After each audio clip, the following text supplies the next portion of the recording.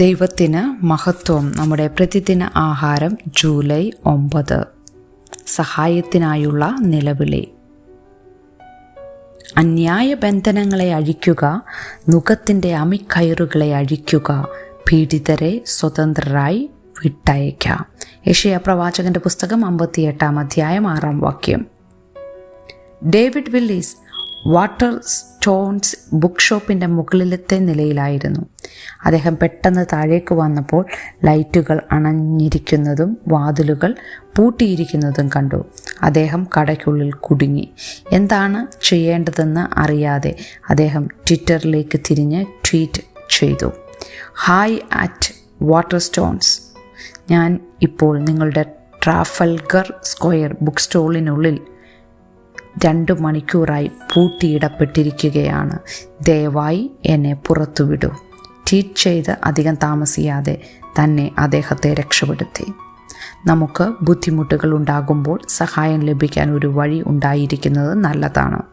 നാം സ്വയം ഉണ്ടാക്കിയ പ്രശ്നത്തിന് കുടുങ്ങിപ്പോകുമ്പോൾ നമ്മുടെ നിലവിളികൾക്ക് ഉത്തരം തരുന്ന ഒരാളുണ്ടെന്ന് യെശയ്യാവ് പറഞ്ഞു.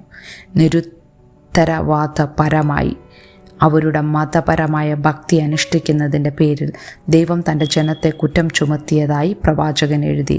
അവർ മതത്തിൻ്റെ ചലനങ്ങൾക്കൊപ്പം നീങ്ങുകയായിരുന്നു.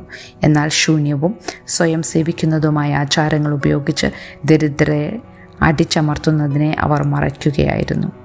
ഇത് ദൈവിക പ്രസാദം നേടുന്നതായിരുന്നില്ല. ദൈവം തൻ്റെ ദൃഷ്ടി അവരിൽ നിന്ന് മറച്ചു. അവരുടെ പ്രാർത്ഥനകൾക്ക് ഉത്തരം നൽകിയില്ല. ദൈവം അവരോട് അനുതപിക്കാനും മറ്റുള്ളവരെ കരുതുന്ന തരത്തിലുള്ള ബാഹ്യപ്രവൃത്തികൾ അനുഷ്ഠിക്കാനും പറഞ്ഞു. അവർ അങ്ങനെ ചെയ്താൽ, അപ്പോൾ നീ വിളിക്കും, യഹോവ ഉത്തരമരുളും. നീ നിലവിളിക്കും, ഞാൻ വരുന്നു എന്ന് അവൻ അരുളിച്ചെയ്യും. നുകവും വിരൽ ചൂണ്ടുന്നതും വഷളത്തം സംസാരിക്കുന്നതും നീ നിന്റെ നടുവിൽ നിന്ന് നീക്കിക്കളയുകയും ചെയ്താൽ, ദൈവം അവരോട് പറഞ്ഞു, നമുക്ക് ദരിദ്രരോട് അടുക്കാം, ഞാൻ ഇവിടെയുണ്ട് എന്ന് അവരോട് പറയാം.